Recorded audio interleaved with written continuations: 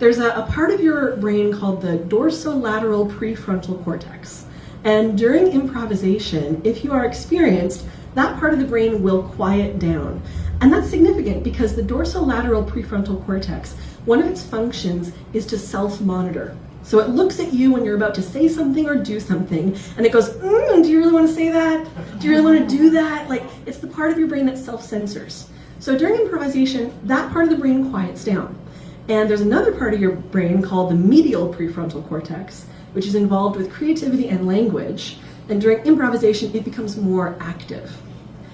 And this may explain why, when some people are improvising, they describe the things that come out of them, the ideas they have, the things that they do, as not seeming to come from themselves, but to come from sort of a nothing space, or to come even from outside of themselves. And it may be because during improvisation, the part of you that watches yourself has temporarily gone quiet. And I think that's relevant because as I sat there in the circle watching the red beanbag fly around, it really occurred to me that this mediumship development circle was an improv class who didn't know they were improvising. There were so many similarities. We started improv class with a game to make everybody focus and sort of focus their attention. We had started with a meditation and prayer to focus our attention.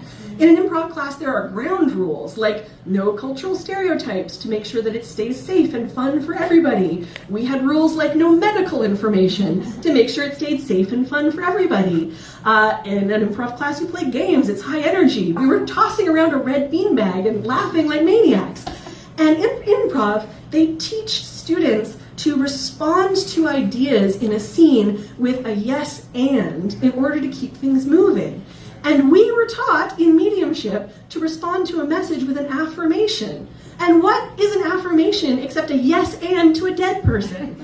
So they really were to me very similar. And it made me wonder, if you were someone who had natural artistic gifts, who had natural creativity, storytelling ability, but you had never had an opportunity to think of yourself as artistic or creative, would you regard your own gifts as something supernatural?